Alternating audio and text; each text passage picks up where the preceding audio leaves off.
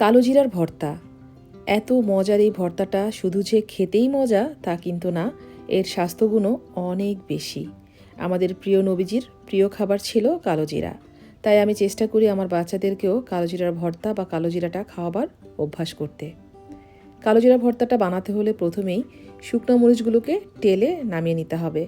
শুকনো মরিচগুলোকে একটু ভেজে নামিয়ে রেখে এখন আমি কালো জিরাগুলোকে ভেজে নেব। কালো জিরাগুলো ভাজার উপরেই কিন্তু ভর্তাটার টেস্ট নির্ভর করছে। আপনাকে অবশ্যই কালো জিরাগুলোকে একদম লো টু মিডিয়াম আঁচে প্রায় 8 থেকে 10 মিনিট ধরে ভেজে নিতে হবে। বেশি আঁচ বাড়িয়ে এটাকে পুড়ে ফেললে কিন্তু টেস্ট নষ্ট হয়ে যাবে, তাই অল্প আঁচে ভেজে নামিয়ে ঠান্ডা করে নিতে হবে।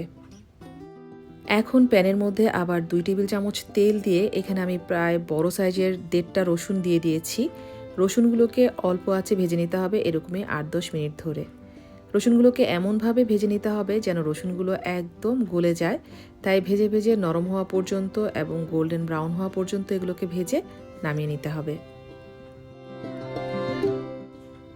অলরেডি আমি কালো জিরাগুলোকে ব্লেন্ড করে নিয়েছি, শুকনো মরিচগুলোকেও ব্লেন্ড করে নিয়েছি, তবে আলাদা আলাদা করে নিয়েছি ঝালের পরিমাণটা দেখে দিব বলে। রসুনের সাথে লবণ নিয়ে নিয়েছি, ধনেপাতা কুচি, পেঁয়াজ কুচি নিয়েছি ভর্তার জন্য। প্রথমে রসুনগুলোকে খুব ভালো করে লবণের সাথে মাখিয়ে নিতে হবে। দেখতেই পাচ্ছেন রসুনগুলো কি সুন্দরভাবে সেদ্ধ হয়ে গেছে, তাই খুব সফটলি সেদ্ধ করে কিন্তু এগুলোকে ভেজে নিতে হবে। রসুনটা খুব ভালো করে লবণের সাথে মিশিয়ে নিয়ে এখন পরিমাণ মতো মরিচের গুঁড়াও মেখে নিচ্ছি, সাথে ধনেপাতা কুচি, পেঁয়াজ সব কিছু একসাথে মেখে নিতে হবে।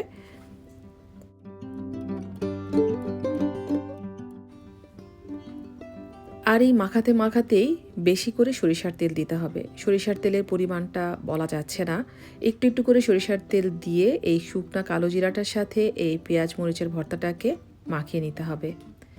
তাই মেখে মেখে বুঝতে হবে যে কতটুকু সরিষার তেল এর মধ্যে লাগতে পারে। মাখতে মাখতে লবণটাও চেক করে নিতে হবে আর খুব ভালো করে এটাকে 2-3 মিনিট ধরে এভাবে মিশিয়ে নিতে হবে।